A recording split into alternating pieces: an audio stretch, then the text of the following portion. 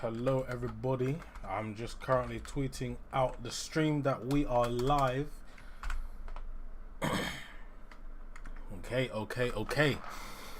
Hello everybody, and would you say good afternoon or good evening or good pre-evening? I'm gonna say good pre-evening, but it is me, Anton Brooks, or just Brooks as I prefer to be called, here on MUFC MPB over on YouTube. I haven't been here for a couple of days. I have been working quite heavily actually, so I haven't been able to do any live streams, but let me just silence this, so you might hear an echo for a couple of seconds. Hi Sosa, early bird catches the worm, of course. Hello Mia Khalipa or whatever, I don't know how to say the second name. How are you guys doing? As you can tell by the title and the thumbnail of the video, Lisandro Martinez, Ajax's Argentinian defender, is trying to force a move out of Ajax to seal a deal with Manchester United, so he is able to play for us for the next season. That is good news. I'm happy about that. I do have news on Thomas Strakosha, an Albanian keeper, Frankie de Jong, Christian Eriksen, Anthony, and potentially a right back, as there have been a few rumours surrounding us with bringing in a right back for the forthcoming season. Ahmed Play says, I say good morning since I'm in Australia and it's currently 3:16 AM. God, that's dedication right there. 3:15 in the morning and you're watching me talk about Manchester United. Did you watch the Wimbledon final? I can't say a second name. Kyrgios lost, unfortunately. I was rooting for him actually. I wanted him to win. Hello Jack Billsborough, I remember you. Thank you very much, Ariane. Positive news please. Hi mate, happy Sunday. What are you saying, guys? Hello, Olivier. How was your son doing? I remember it was his birthday a few weeks ago, or a couple of weeks ago. It's a happy Sunday. Once again, my window is shut. Hay fever is destroying me this year. I am absolutely... Oh, God. I'm only wearing a jumper and shorts. I'm actually dying in this heat. It's not pleasant at all. But yeah, I'm just going to get straight into it. We're going to be talking about Lisandro Martinez first, and I'm going to start with a tweet from Fabrizio Romano, which he tweeted out 9 hours ago. Manchester United still no full agreement with Ajax for Lisandro Martinez. New bid worth 50 million euros. Not enough yet, but talks will continue as Lisandro wants to try Premier League experience this summer. Next days will be crucial to understand Ajax's final position.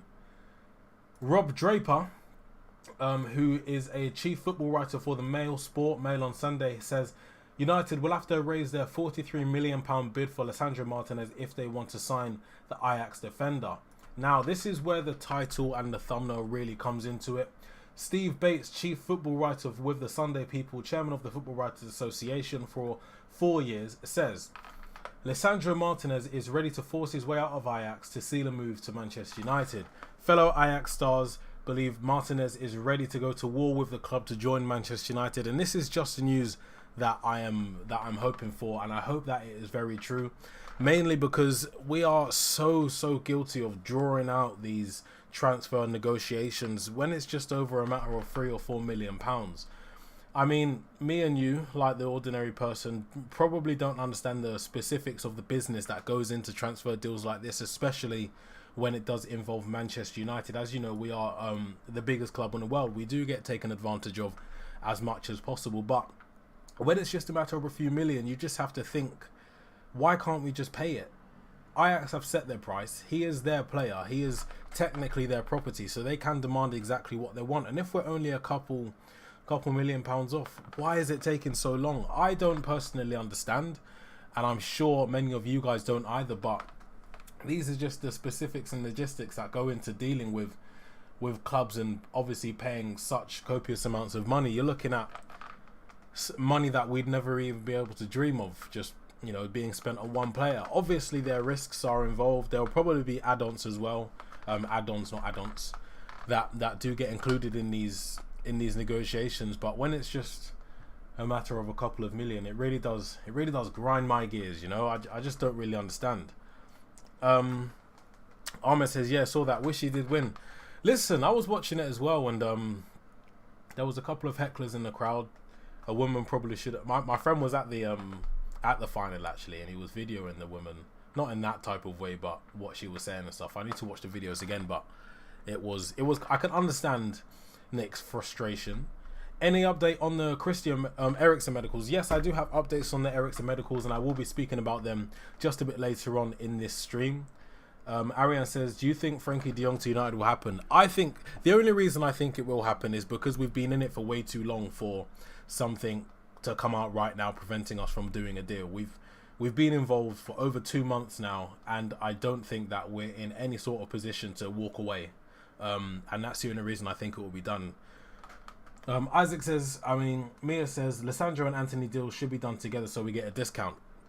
I like your thinking, and I'd like to think it does work that way, but, you know, they've set prices for each of the players. I don't think a double deal would decrease that much, if anything. But yeah, I do think that we should get them both done as quickly. Honestly, I think we should get them done as quickly as possible so that, obviously, the team is on tour. And I do have something to say about that. If you go back to, I think, the previous stream that I did, maybe on Thursday, I think it was Thursday, I said I'm going to need to find it and clip it because I'm going to put it on TikTok or something like that, because, you know, I'm definitely not how to use TikTok. Charlie Savage was the surprise inclusion in the tour, and of course he was. I've been watching him a lot this season, well, the previous season, and I'm a massive fan of him. He's not on the tour just because he's Robbie Savage's son and it's a bit of PR. He's on the tour through merit, and I think he's going to be a very good player on the tour. I think he'll play a couple of games. He'll probably play against Liverpool, which is in 2 days actually, on the 12th. Make sure you do tune into not tune into this channel, but make sure you do watch that. I think it'll be an interesting game. I'm happy to see him there, and I was proven right.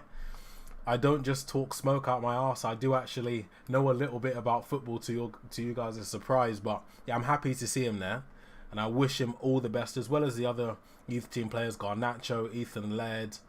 I believe Hannibal's there, if I'm not mistaken. I wish them all the best. Ahmed says, super random question, but do you keep up with Mark Goldbridge and United Stand? Just curious. Yeah, I do watch United Stand.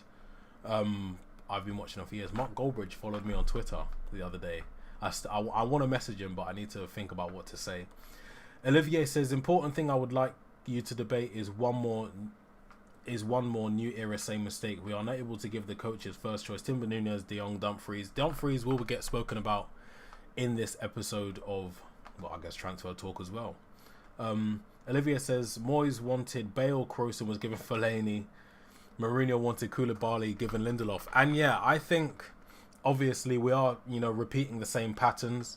It isn't nice to see, because obviously we do want our manager, whoever it may be, to get the players they want, because obviously transfer lists, when a manager delivers their transfer list to the board or to whoever the negotiator is, that's who you want to sign, because they will fit in the way you want to play, and they're their first choice for a reason. Their first choice because you believe you can get the best out of them, and that's the best player currently available or currently acquirable to get the best out of your team and help you progress, help you win stuff, help you achieve what you want to achieve. And when you're not able to get them, unfortunately, you have to settle for people who probably weren't on that list originally.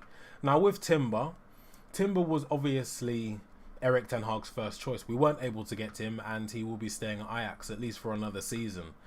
Then it turns out that Pau Torres wasn't Erik ten Hag's second choice. It was the club's first choice, and he was able to, I guess, persuade the club not to get Pau Torres, and instead he went with his second choice, which was Lisandro Martinez.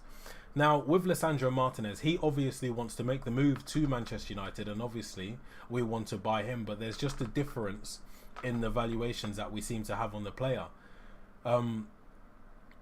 As I said before, Rob Draper's tweet said, well, Centre Devils retweeted a Rob Draper tweet saying Manchester United will have to raise their £43 million bid for Lisandro Martinez if they want to sign an Ajax defender. Now, you're probably only looking at about 48, 47, 49 million pounds to sign Lisandro Martinez, and that's only a £6 or £7 million difference. And this is the problem I have with Manchester United. We can't keep doing the same thing over and over again. When you repeat the same thing over and over again and it's not successful, it's just a sign. It's insanity. And it is insane the way we negotiate deals and the way we take so long when we're signing players. This isn't an expensive player, by the way. This is Erik ten Hag's now first choice defender trying as well to force his way out of Ajax, not in a disrespectful way, but as I said the other day, this opportunity might not be there in January or next summer if he doesn't get his move to Manchester United now. He's already effectively said no to Arsenal, so they probably wouldn't go back in for him. But he said yes to us. We want him and he wants us. It's just, we're just taking so long to get this deal done. And I'm positive it will get done, by the way. Shermanade says, where is De Jong? We've been baited. Look, I couldn't tell you where De Jong is. I'd call him if I could and try and persuade him to come to Old Trafford. But the deal is looking so weak right now. I still do think we'll get him. I just think it's just going to take very, very long. Of course, out of all the targets Manchester United have been looking at this summer, Frenkie de Jong is Ten Hag's #1 overall target, and that's why we've been involved for so long. Maybe you could put some of the blame on Ten Hag if it wasn't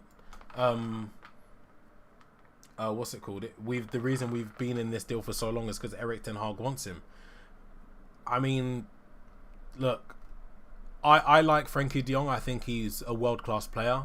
I think he'd absolutely revolutionise our midfield, and I think, you know, we'd progress a lot with him in the team. But if he doesn't want to come, there's been so many contradicting reports. Some saying Frenkie de Jong doesn't want to come at all. Some saying Frenkie de Jong has said yes to Manchester United and Erik Ten Hag. Some saying he wants to join Chelsea. Some saying he doesn't want to join Chelsea. Some saying he wants to stay at Barcelona. I think there's just so many different reports out there. I don't know where these journalists are getting the information from, but it's obviously not as reliable as they think it is. Otherwise, the deal would have been sorted by now. Obviously, as well, Barcelona have their financial difficulties and they owe Frenkie de Jong money. That was apparently another reason why the deal has been held up for so long, because Barcelona want Manchester United to pay the money that they owe.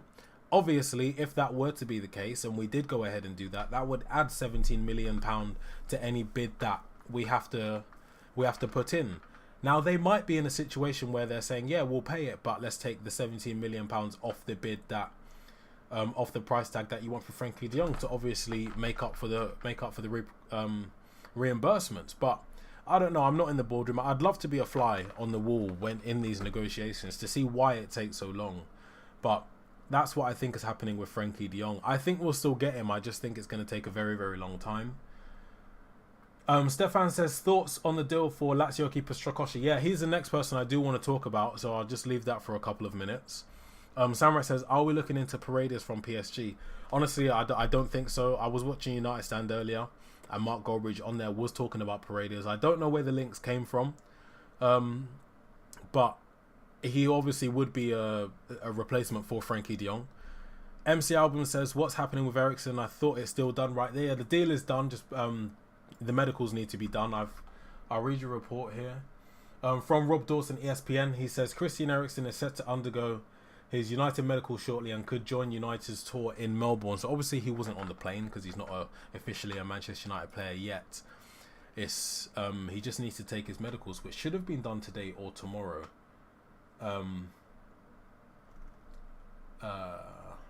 But yeah, look, I wouldn't be too fussed about Christian Eriksen getting done. That will get done. He just needs to do his medicals.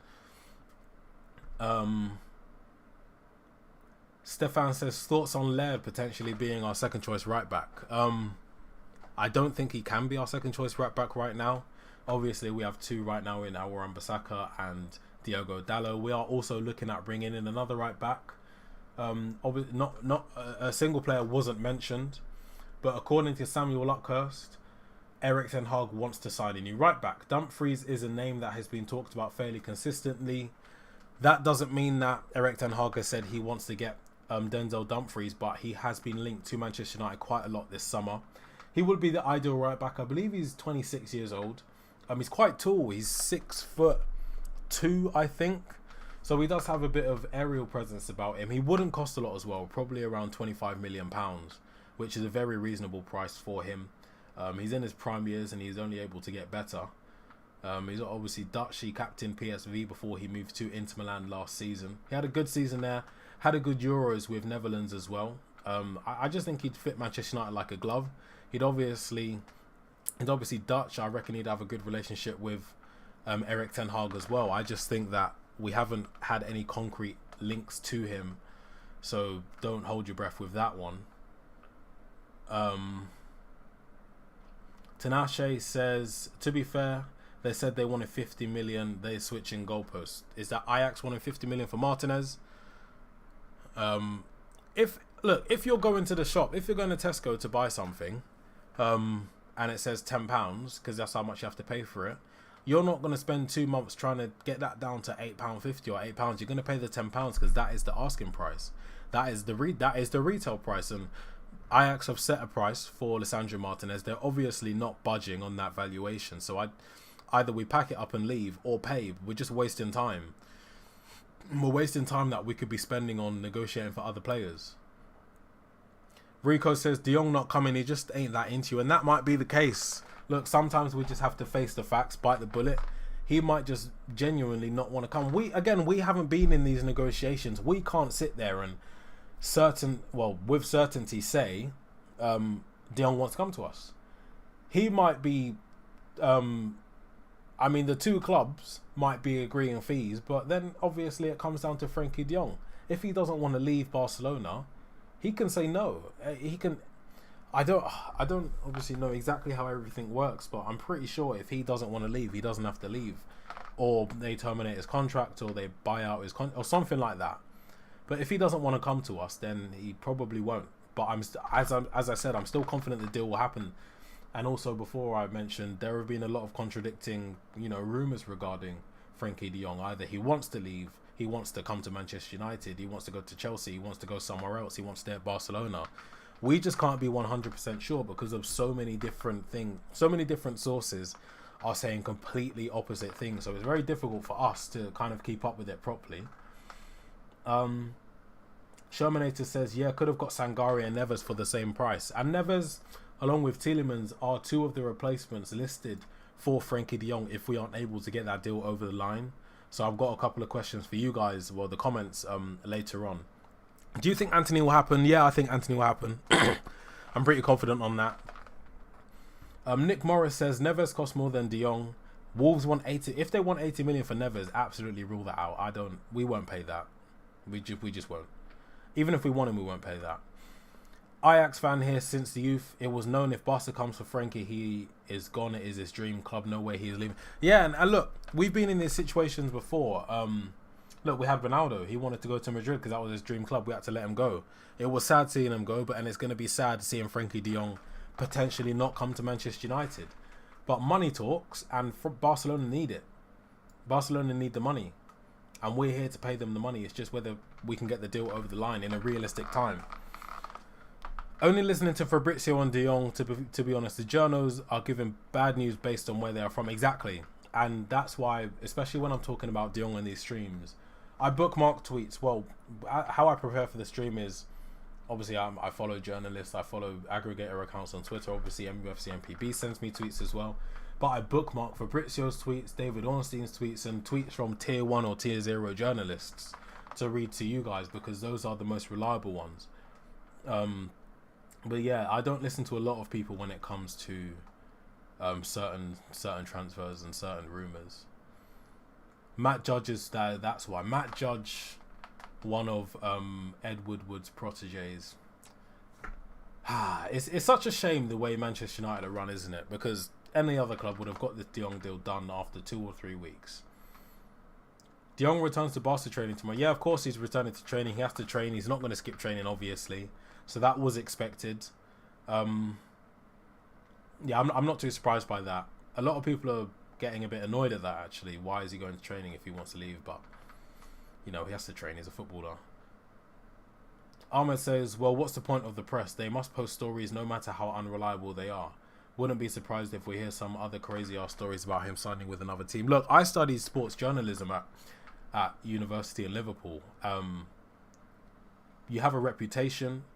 You have to be credible. If you're posting bogus stories, first of all, if you're lying, you could lose your job. That's one thing. If you're posting bogus stories, the credibility of the publication you're writing for, whether that's the Sun or Manchester Evening News, or even yourself if you're freelance, you don't want to risk that. So I'm sure they're not posting stuff out of the blue. I'm sure they're hearing this from certain places. It's just wherever they're hearing it from, is not accurate enough. And look, obviously you have journalists like Fabrizio Romano. He posts stuff or he tweets stuff when he knows it's definite. So, you know, people call him a tapping merchant. David Ornstein has very good links, I would presume. But then you have the lower tier journalists. Now, the reason they get lower tier is because, yeah, they might make a few mistakes, but they make the mistakes over and over and over and over and over again. So over time, their credibility decreases. People don't believe them. And then they face an uphill task to get that credibility back. Because the people that they're getting the information from are obviously not telling the truth, or it's obviously just a little bit bent. And then they believe it. They post it. They effectively lead people on. And then when the truth actually does come out, the proof is in the pudding right there. They've just said a bunch of rubbish. And after that, people are going to think, oh, last time he said something, it wasn't right, so I'm just not really going to believe him. But then they do it over and over again. It's an endless cycle. That's why their credibility is low. That's why people don't really believe them. And that's why a couple of journalists, David Ornstein, Luckhurst, Fabrizio Romano, the three that I would name, have a high credibility because they don't post rubbish. They post stuff when they know it's happening, or they have extremely reliable sources. Tinashe says Dumfries would be better as right wing back. I think he'd be a very good right back. He'd definitely be an upgrade on what we have right now. I think his all-round game is better than everything we have. Obviously, Wan-Bissaka, I believe, is the best defensive right back we have, but that's not the type of football we'd want to play, especially under Erik ten Hag. We want to be getting forward. Our fullbacks need to be pushing on past the midfield, supporting the attack, and Dumfries will be perfect for that. If you've never watched Dumfries before, what you can do is watch him in the Euros for Netherlands. You can obviously find on YouTube the Netherlands games, the highlights and stuff. Dumfries scored a couple of goals. He was very, very involved in the attack. He's very competent going forward. So I think you just, not condescendingly, but just do a bit of research on Dumfries. He's a very good right back. Yeah, he's obviously a very good right wing back as well. But he'll be playing that effective position as well. Do you think Eriksen will start many games? Yeah, I believe he'll start a lot of games. We're not going to bring him in to sit on the bench. James Roberts, hi James, is getting to the point now where we need to move on to other targets. When you take into account Frankie's wages, you could probably get both Neves and Tielemans in the same price. Definitely couldn't. You'd probably be looking at least 60. Well, apparently Wolves want 80 million for Ruben Neves, and obviously we're not going to be paying that. You'd probably be looking at around 50 million for Tielemans as well. Nick Morris says Strakosha has agreed terms with United. Yeah, of course. I'll talk about him now then. Manchester United have agreed personal terms with Thomas Strakosha and are set to complete his signing. Strakosha is currently training on his own in Rome and is waiting on green light to travel for medical. He could join the United squad in Melbourne. Now, if you don't know who Thomas Strakosha is, former Lazio keeper, he's Albanian. I think he's quite a good keeper. He's obviously played international football for Albania and has played at a really high level with Lazio, as they are one of the better teams in Serie A. I think he'd be a very good backup as long as he knows that he'll be the backup to David De Gea. Obviously, that comes into it. It's different for goalkeepers when you're not the first choice. Obviously, if you're not the first choice centre-back, you might be able to work your way into the team. But as a goalkeeper, you are either not the first choice or you'll be playing every single match. There might be an argument to say he might be a bit too good to be a backup keeper. A bit like Dean Henderson. I think he might be, that's why Dean Henderson was so frustrated, because he believed in his own ability. I believe in his ability as well, but when you have David De Gea in goal, especially after the season he had last campaign, he's not going to be replaced. Strakosha, I think, will be a good signing.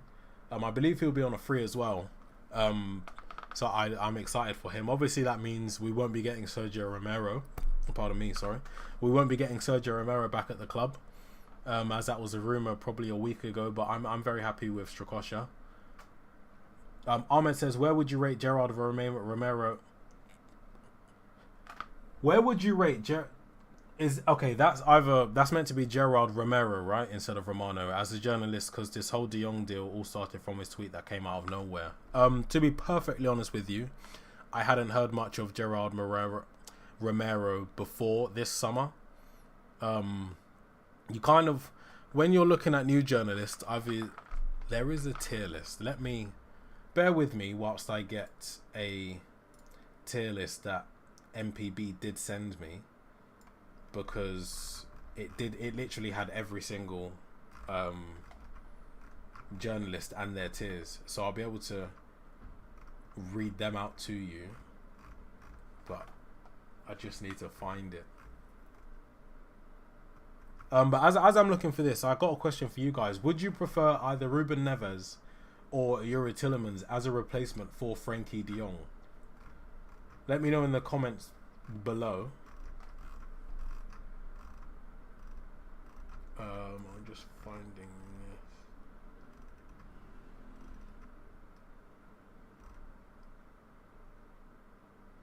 Okay, I found the tier list. All right.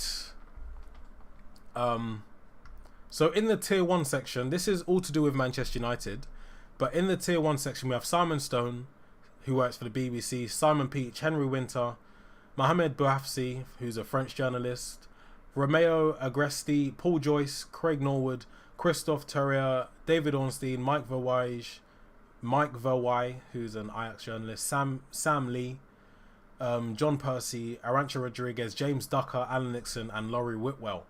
Now, Fabrizio Romano isn't in that, but that would be because this is just regarding Manchester United. Fabrizio Romano, I guess, is the James Milner of the journalistic world. He's an all-rounder.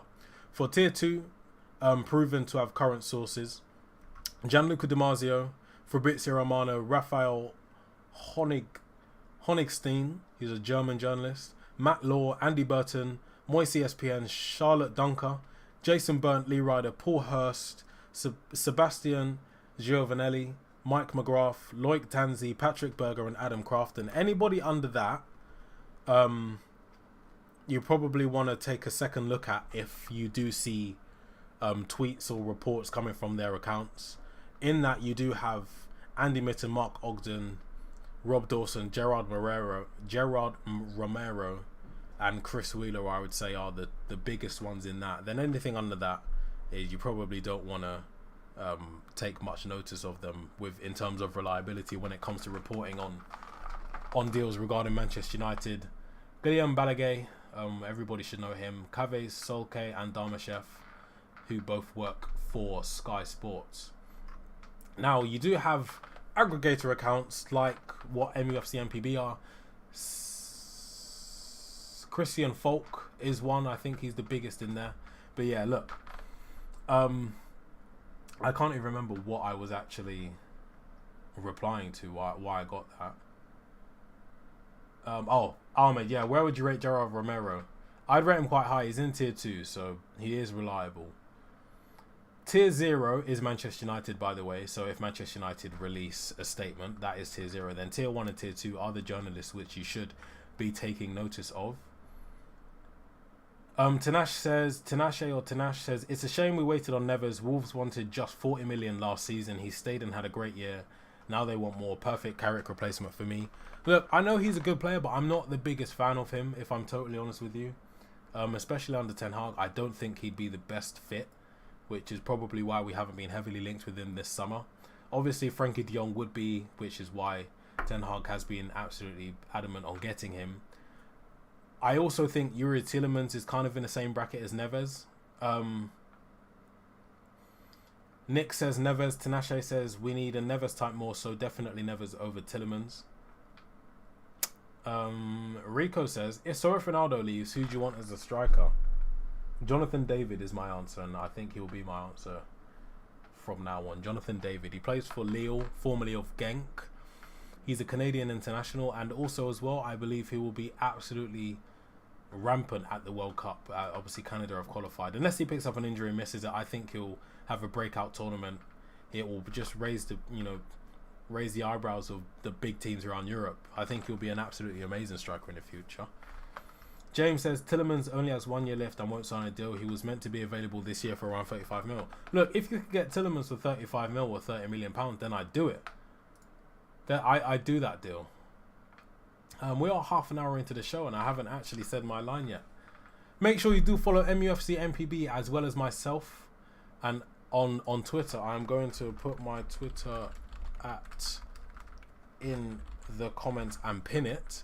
Make sure you do follow MUFC MPB and myself on Twitter to keep up to date with all Manchester United news. And if you're interested in my life, you'll be able to keep up to date with that. Make sure you do hit subscribe. We are at 1,125 subscribers on a dot. There is 60 of you in here right now, so let's get that to 1,130. That is only 5 more of you. We're on 26 likes as well. Without me having to ask, that's absolutely amazing. But can we get that to 40?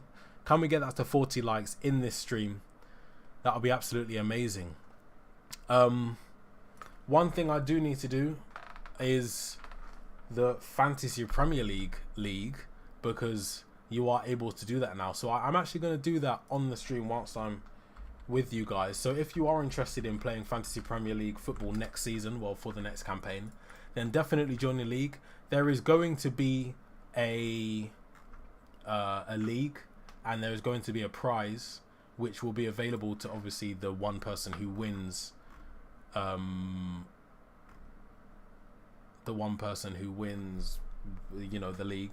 It will be a football shirt of your choice or something along those lines, something football related. That will be coming from me. It will be the MUFC MPB League, which I'm actually quite excited about. I usually forget about Fantasy Premier League after like maybe a month or something. So I think this would give a lot of extra incentive for you guys to keep on playing. No, I'm not the real MPB. I'm Brooks. I'm MPB on YouTube. The real MPB is still on Twitter. But this is, you know, the same account. Yes, his attacking prowess is the point I'm making, in that he works much better as a right wing back, which is where he plays for both Inter and the Netherlands, who plays with the back three. But we'd be playing with a back four. Definitely, I think he'd be my first choice. Nick Morris says Strakosha will play League Cup and FA Cup games. Yeah, exactly. He just won't be playing in the league, and I think when second keepers accept that, it's much better for them and the dynamic of, you know, the goalkeeping squad effectively. Of course, in Ten Hag's system, we'll be playing further up, but our right centre back would have to cover that space. Exactly, and that's why we can't really. Okay, that's why I don't really think Maguire has, you know, that positive of a future at Manchester United, because the centre backs have to split. Effectively, we you know, they play high and they split. Two things Maguire I don't think is good at. If the ball goes over Maguire's head, he's just not going to be able to generate the recovery speed to get back and defend properly. And we've seen that so many times last season, even the season before. Maguire works best in a team that sit deep. He works best in a team that sits deep or plays in the back three, so he has a lot of cover. I don't think he'll work well in a Ten Hag system.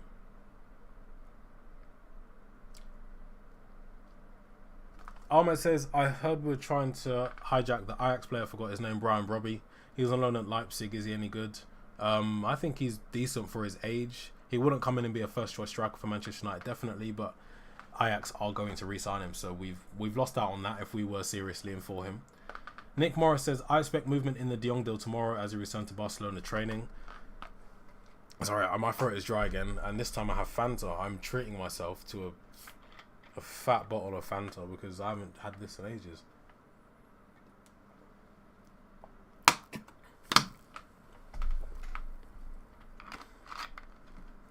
Oh gosh. Is that in the shop? That is fine. Yeah, I do expect updates on the Frenkie de Jong deal as well. I think that I do think he'll move to Manchester United. There has to be something there if we've been negotiating for this long. You can't negotiate a dead rubber for 2 months. It doesn't make sense. And if that is the case, then somebody needs to get fired. James says, starting to get worried about Ten Hag only wanting players he's worked with or from Eredivisie. All well and good when we're linked with the good players, but when you see links to Brobbey. See, that's the thing. I think that's the thing people need to realise. Manchester United, obviously, and have proven to us over the years that they don't have the best scouting system. And Erik Ten Hag isn't a scout. He's a good coach. He would have known about the dynamic in the squad before he came. So to me, it does make sense that he want players that he's familiar with in the dressing room to kind of counteract whatever nonsense was happening last season. Obviously, if it's next season or the season after and he's still trying to get former Ajax players or only Dutch players and players that he's worked with, then you can, you know, start to raise suspicion. But for now, I think it's all right. Pardon me. Yeah, but I think we guys should be fine. But let me just get to the next. I think I've already spoken about Lisandro Martinez, but I'm just going to quickly go over that again. Manchester United will have to raise their bid of £43 million if they want to get Lisandro Martinez. He's trying to force his way out of the club. He's kind of getting onto Ajax a little bit, trying to get them to accept the bid from Manchester United, which does make sense to me, and which is something that I'm excited for. And this is some news on Antony. Erik ten Hag. Oh, this is from Rob Draper. Erik ten Hag is yet to make an offer for Antony because of the uncertainty over Cristiano Ronaldo. Until that situation is resolved, United cannot pursue Antony. Makes no sense to me, and if it is true, is absolutely ridiculous, because surely you'd want Antony to help Cristiano Ronaldo. You don't want Antony to replace Cristiano Ronaldo. Surely not. This is where I think Manchester United are just a bit out of touch when it comes to recruitment and, you know, doing stuff the correct way. Cristiano Ronaldo doesn't play on the right wing. Antony does. Antony is a creator as well as a goal scorer. You want to be in a position where you're creating more chances for Cristiano Ronaldo, because he's probably still one of the best goal scorers in the world, one of the better players in the world. You don't want to only sign Antony because he's gone. You want it to benefit Cristiano Ronaldo, because what that does is benefit the team. It benefits everything to do with Manchester United. But that's just... Look, what are your thoughts on that? Do you think we should only be getting Antony if Cristiano Ronaldo leaves?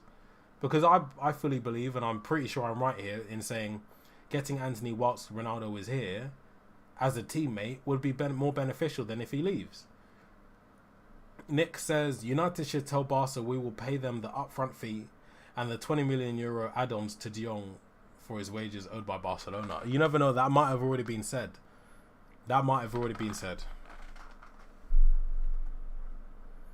Ahmed says, I honestly wish that one day Ronaldo buys the club and completely resets it and helps us operate like a proper one once the Glazers get kicked out. He could probably afford it as well. I mean, if he buys it in the same way that the Glazers did, yeah, I definitely think he could afford it. But honest to God, I can't see the Glazers leaving anytime soon. It generates too much money for them. They make way too much money to just get up and leave because of a bit of pressure, because they've been getting pressured for ever since they came. And that's just a harsh reality.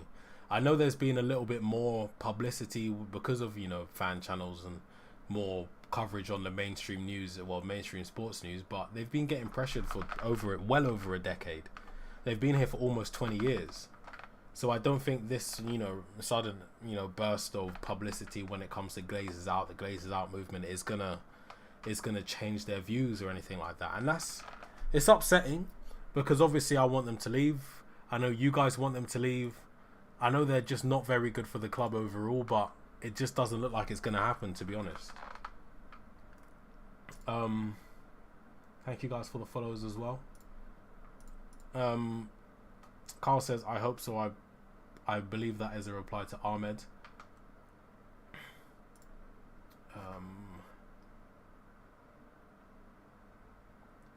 Okay, here is a tweet from Alex Crook. This is talking about Frankie de Jong. I know MUFC have a backup list if the Frankie de Jong transfer doesn't happen. Yuri Tillemans is on the list, as I understand, and Ruben Neves of Wolves. Now, we've already spoken about them a little bit, but I'm just going to kind of give my opinion. I believe they are very good players, but I just don't feel like they'd work at Manchester United, as well as someone like Frankie de Jong, as well as an out-and-out CDM like Ibrahim Sangare.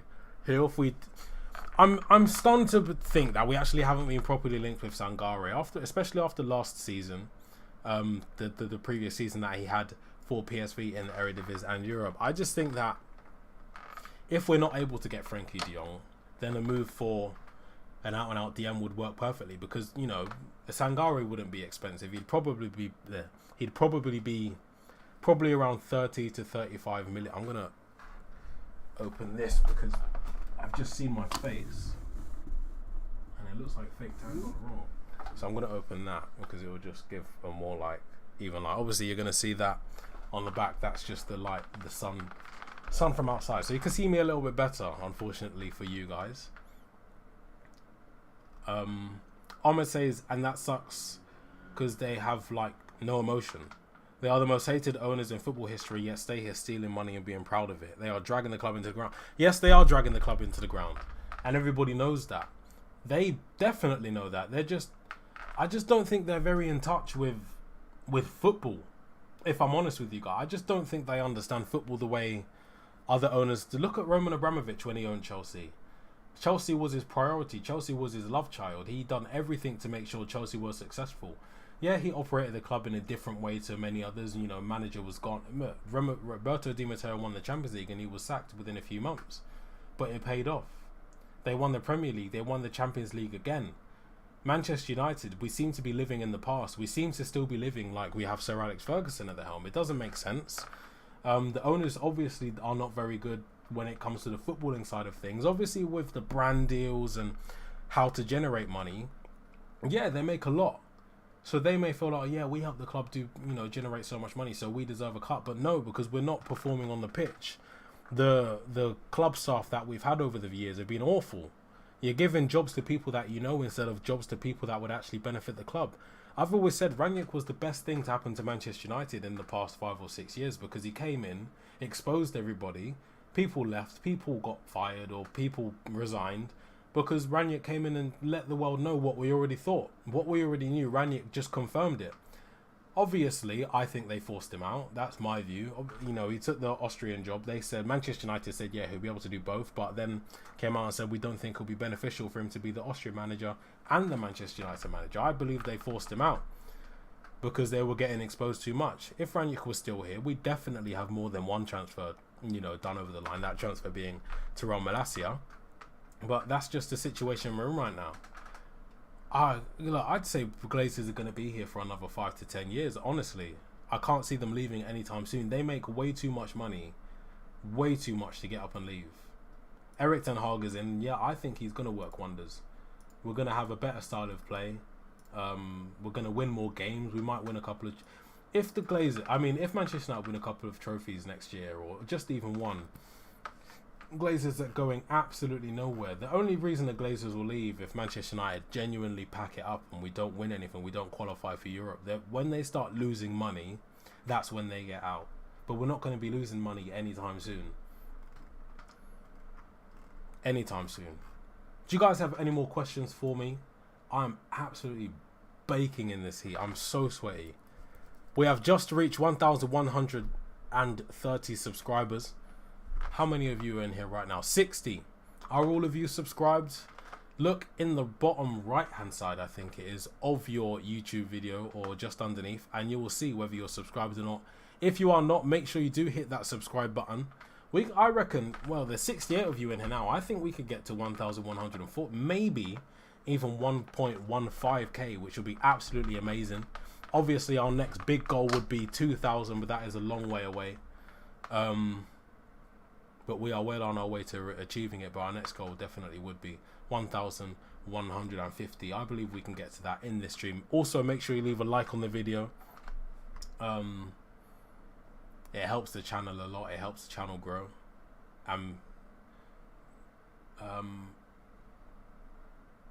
What was this? Even Sir Alex is shocked.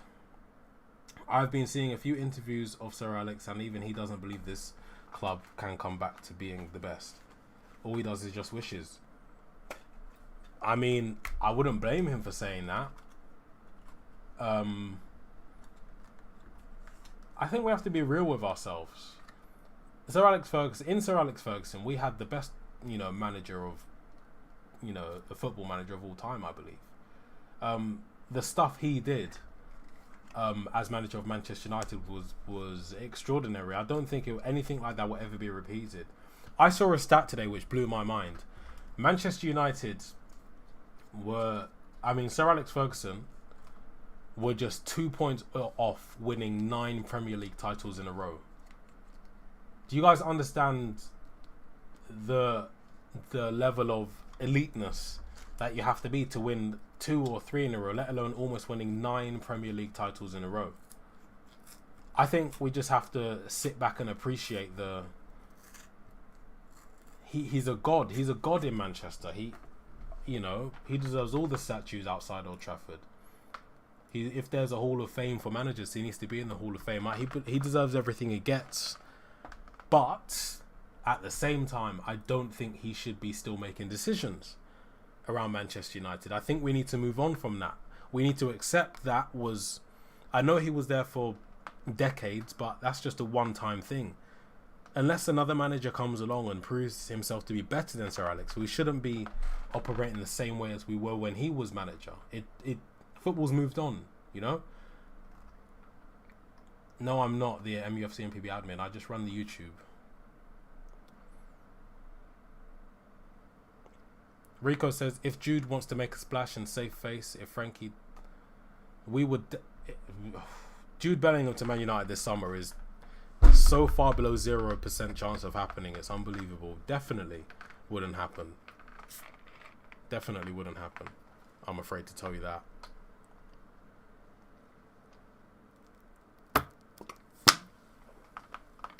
These shows absolutely fly by. It's been 45 minutes already. I believe it's 7 o'clock. And I'm dying in this heat. Would you guys take Jude Bellingham at Manchester United right now? Because I definitely would. That's a question for you lot. Oh, goodness. I can see a comment. I'm just waiting for it to come in. Imagine being in his shoes. He created history and made this club something. Is it going to come through? It comes up on my screen here, but it's so small on my screen. I'm waiting for it to come through. It's not going to come through. Siwoko says Ronaldo is the best. Farouk says, would you rather we sign De Jong, only De Jong, or Neves and Tielemans? That's a good question. I'd probably sign the 2 players because obviously you get more than one player. I believe that the 2's... Yeah, I would sign De Jong. I mean, I would sign Neves and Tielemans instead of just De Jong, but that doesn't look like it's going to happen. These are all hypothetical questions, and you know, it's nice to dream, but nah, that wouldn't happen. I don't want to start imagining life with Neves and Tielemans in the midfield. It wouldn't do my health any good. Jude at Man United would be a dream and would send a signal. This Man U is aiming high again. That's the signing we would like to make, but that's not a signing we'd be able to make, which is unfortunate. Maybe if Sir Alex was still here and if we were still the Man United of yesterday, then we would be able to do that with complete and utter confidence. But unfortunately, that's just not something we could even think about doing right now. I think it'd almost be embarrassing to try and sign Jude Bellingham right now, if I'm honest with you guys. What I just want to ask you guys' opinion on something, because obviously the video, as you can see here, I'm in a little box. We are looking for, I am looking for someone to kind of design a background.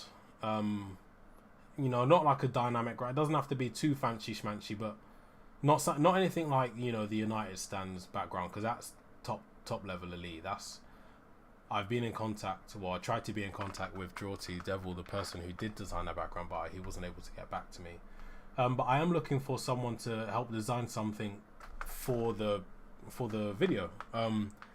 If you guys know of anybody, or if you guys do graphic design yourself and you'd be able to help the channel out and create a backdrop for myself to use on the videos, definitely get in touch. Either follow me on Twitter, or message me on Twitter, or message MUFC MPB on Twitter, and we can sort something out. But yeah, we definitely need something else like this, because it's too plain for my liking, and I just think it would help the channel quite a lot. Farouk says, if we get De Jong, what do you expect the midfield three to be? De Jong, Donny van de Beek and Bruno Fernandes just in front. That's what I would expect the midfield to be. Ahmed, United versus Liverpool predictions. I have absolutely no idea, mainly because I don't actually know who's gone on tour for Liverpool, if I'm honest. I I think they'll play a strong team, and we'll probably play the strongest team we have available. We'll probably lose, so I don't expect to win that. Maybe a 2-1 or like a 3-2. What's this? What's the YouTube channel being changed to?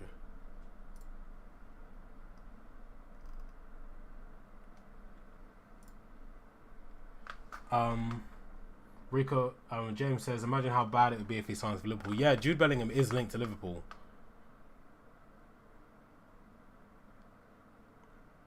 Shubham says, 2 months now.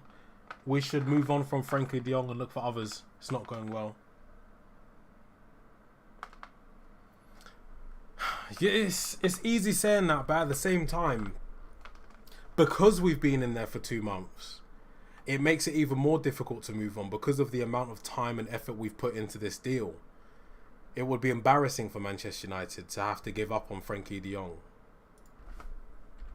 I'm not sure. Wait, sorry, I'm just messaging MPB.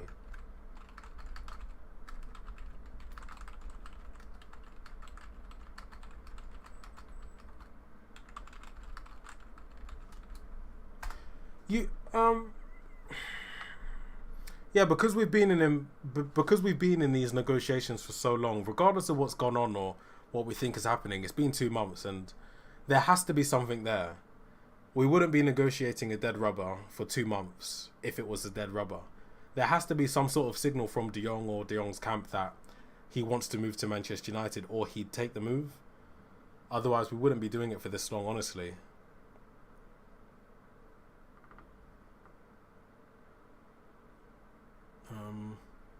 But yeah, guys, we are coming to the end of the show. It is dying down, and I need to, go outside or just put a fan on or something.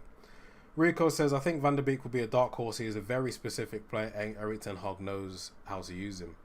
Definitely. I don't think he'll be a dark horse because I think everybody expects him to perform very well this season, especially under ten Hag. So I fully expect him to be a regular in the starting 11.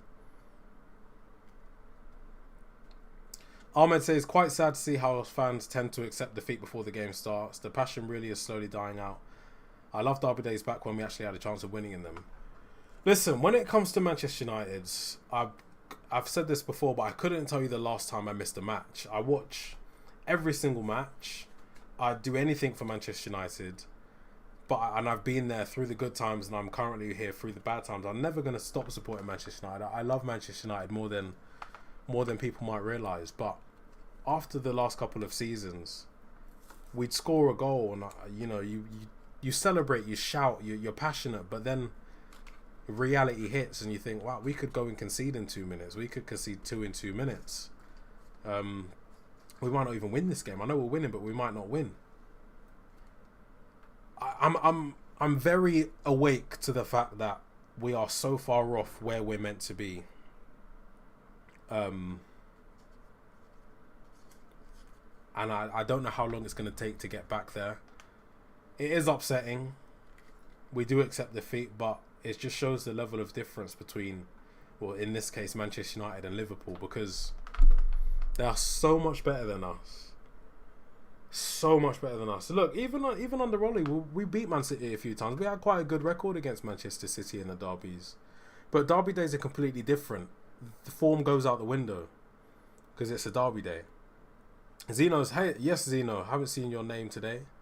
Yes, my guy, was out all day, so missed the majority of the stream. Hope all is good. Yes, all is good. I'm just melting away in my bedroom, talking to a camera on YouTube.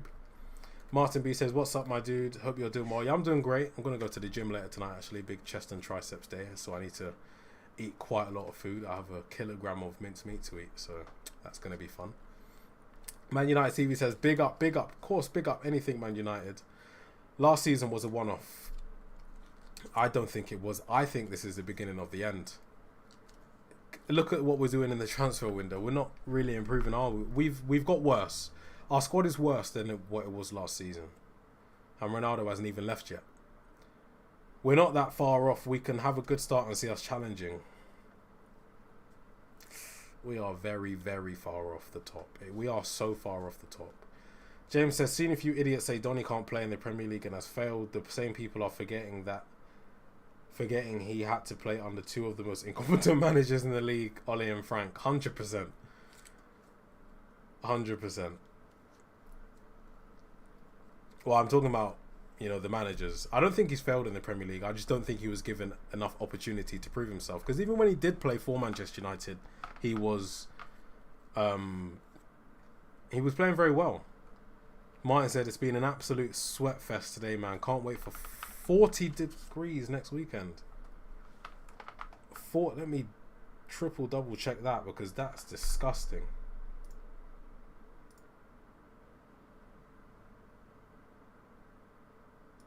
That is disgusting. If it's going to be 40 degrees next weekend, I might just go up to Scotland or something.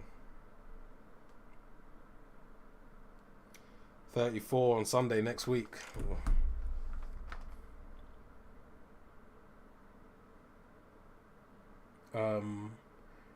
If all this negative, you can't support the biggest club in the world. We'll see, mate. I love Manchester United more than anybody, but I'm realistic to the fact that we are very far off the top, and it's going to take a lot to get us back there.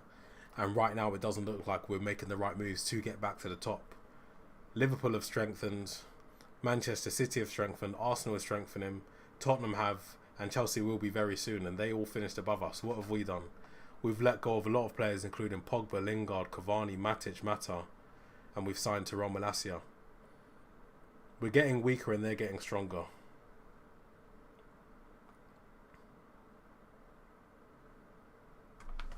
I think we just have to be more realistic when it comes to Manchester United. Obviously, supporting the club and whoever's here, whatever players are here, whoever steps onto the pitch, I want them to have the best game that they can play. But when players are having the best game they can play and still getting outplayed by lower teams and teams that we're competing with, it's not a good sign. It's not a good look. We are not, mate. What you think always can change if you see different stuff. Just got to congratulate you on your vids. Keep up the grind, especially coming from YouTube as well. And I do know the struggles of making vids, especially when you got to edit on PS4. Damn, editing on PS4. There is something called NCH Suite. I'll type it in the chat for you. It's extremely cheap, which you could probably use to help edit videos. Martin says, everyone can be negative if they choose to. We aren't exactly spoiled with any positives right now. I mean, some might call it negativity. I just think it's being realistic. The players who are gone, we didn't need them, man. We could have definitely used someone like Pogba. We could have used any of them, because they're better here than not, especially if we haven't signed any replacements. We didn't have much depth last year, and we have much less depth now. Look, if in a month we've signed all the players, we've signed 6 or 7 players, it's a different story. But at the moment, we're going into the season with less players and a backup left back. As soon as we step out on the pitch, as positive can be, you wanna win all the matches.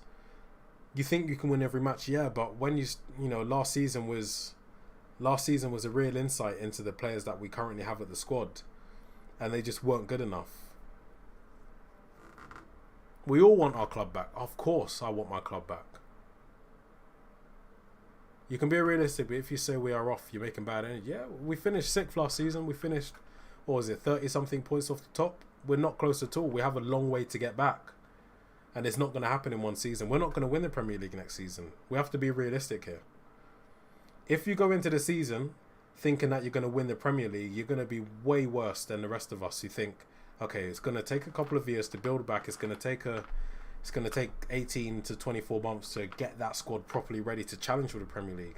I'm going into the season thinking, yeah, we can win the FA Cup. We can have a run in the Europa League. We can probably win that. And if we do, I'll be happy. If we just win the FA Cup, I'll be happy. Or the League Cup, I'll be happy because it's a trophy. But if you go into the season thinking you're going to win the Premier League and we finish 5th or 4th, then you're just going to be let down. You're going to be let down way worse than I am. But I'm realistic. I know I know what the other clubs have. We finished the second. That season was a one-off. If you want to say last season was a one-off, I think that. Well, I know that Liverpool had a bunch of injuries. They played with two defensive midfielders at centre back for half the season. Chelsea were off. We gave Liverpool and Chelsea half a season head start, and they still caught up with us. We only finished above them by a couple of points. There was no fans in the stadiums either. It takes away home away advantage. It was almost like a training session for us. You were spot on, Timber transfer exclusive. I sense a bit of sarcasm there. Martin says, unfortunately, Pogba thought he was bigger than he actually is and thought his performances last season, let alone the past 6 years, warranted him a 500k contract. Look, bye-bye. Look, I'm a fan of Pogba. I like him as a footballer. I like Pogba a lot. I like him as a footballer. It just so happens that we didn't have a manager good enough to... When you have a player that good... Look, Real Madrid build their team around their best player. Barcelona do it. Manchester City build their team around the focal point. There's a spine. Pogba's playing right wing, left wing, centre forward, CDM, centre mid. He can't settle in that squad. And I can fully understand why he's gone. I can fully understand also why we didn't want to give him a new contract. But I'm telling you now, if Pogba comes in, when he came in 2016, as a 23-year-old, very, he just came out of the, team of the year, the FIFA World 11 or whatever. One of the best players in this position, as he still is. If you then build the team around him, Pogba is the person you build the team around. I'm not going to say, we can unlock Pogba. I'm saying you build the team around Pogba because he's your focal point. Yeah, you have the hair in goal. You have Pogba in the midfield. You had at the time Ibrahimovic up front. You then buy players to build around him, which is what Mourinho, which is what Oli tried to do. We tried to get Perisic. We tried to get Milinkovic-Savic. There was someone else. I think those were the two big ones. But we tried to buy players to play around Pogba. And we didn't. So we ended up with McTominay and Fred, or McFred in the midfield for years. And for whatever reason, Pogba was just having to settle with whatever he could get, which for a player of his calibre, you should be building the team around him. Ahmed says, to end off the night positively, I predict we will win 2-1 with Rashford and Tony scoring. That would be nice. Look, it's going to be a really tough game. Liverpool have a very, very strong squad and they play to win. We play to win as well, but we just don't have the quality right now. Martin says, people have got to realise that no one other than Juventus wanted to sign him this summer. Why is that? He's signed to Juve for less money than we were offering him. Pogba wants to feel loved. I'm a fan of Pogba and I'll always be a fan of Pogba, but a lot of people in the Manchester United fan base aren't. And you look at the clips of, him walking off at Old Trafford. He's getting pelters. He's getting abused by the fans. It's not his fault. It's not one player's fault that we're doing so bad. It's not Ronaldo's fault that we're conceding 4 against Brighton or whatever. It's not. It goes into the club. It goes all the way to the top. When you don't listen, when you have the money that we have, when you have the players in the squad that we have, and when you have the opportunity to sign pretty much anybody in the world, whilst we had that opportunity and you don't, eventually it's going to come back to bite you in the butt, and it did.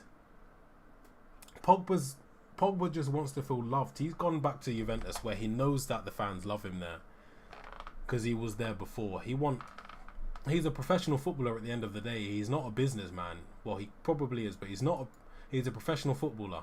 He wants to play his football and enjoy it. You have to remember that as well. He probably didn't enjoy his football at Manchester United. He couldn't do it. Pogba could score a hat-trick one game or he could play well for 5 games. And then on that 6th game, he doesn't play well. all of that positivity that he was receiving in those previous 5 games absolutely flushed down the toilet. We're getting abused, racially abused on social media. The journalists or the media outlets won't talk about those 5 good games, but as soon as he drops a stinker in the 6th, back pages, he's getting torn to shreds by everyone possible. He's a human being, guys. You can't enjoy that. I'm not surprised he left. And I'm not surprised he took a pay cut. Yeah, he would have been looking to try and keep up his contract or try and get as much money as he was earning at Manchester United. But that doesn't happen at a lot of clubs because we overpay for everything. You have to remember that. Principe de Britannia says Ten Hag is a winner. We know Ten Hag is a winner. That's why I'm excited to have him in. Martin B says Principe also says Perisic is done. Yeah, I mean, obviously now it's too late to buy him, but 5 years ago I think he would have done very well for us. Richarlison is overrated. I still think he'll be a good addition to the Tottenham side. Whether he starts or not is a different story. Alma says, I'm sorry my brother but got head off 4:20 a.m. and my family will beat my Australian ass all the way to Manchester if they find me chilling on my computer. Enjoy the stream. We are coming to the end of the stream. I need to eat and I need to prepare for the gym. But yeah, if you guys have any more questions, make sure to send them in quickly so I can try and answer them to the best of my ability. But remember, guys, if you haven't already, please do hit that subscribe button and let's get us to 45 likes.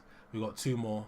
We're 1 subscriber away from 1,140. If you haven't already, please follow at MUFCMPB over on Twitter as well as myself. My Twitter is pinned in the chat. We will be making a Fantasy Premier League when we are able to. Please make sure you join that. The code will be in the description down below, and I'll make sure it's posted on MUFCMPB as well as my own Twitter. Whoever wins it come the end of the season, there will be a prize. It will probably be a football shirt or something along those lines for the winner. It will only be one, so make sure you stay engaged with the league. We want to get as many people in there as possible. I do stream as well on Twitch. I won't be streaming today because I have to go to the gym. I'll be streaming tomorrow though, hopefully. So do make sure you follow me on Twitter to keep up to date with that. Last comment here, Martin says, I don't blame Pogba for a lack of progress. That's on the club 100%. The Pogba story is a huge divisive subject. Overall, it's best he's moved on. We need to move on too, extremely slowly. Yeah, I think it's best that he's moved on. It works well for both parties. But yeah, look, I'm a big fan of Pogba and I wish him all the best at Juventus. I wish every player all the best wherever they go.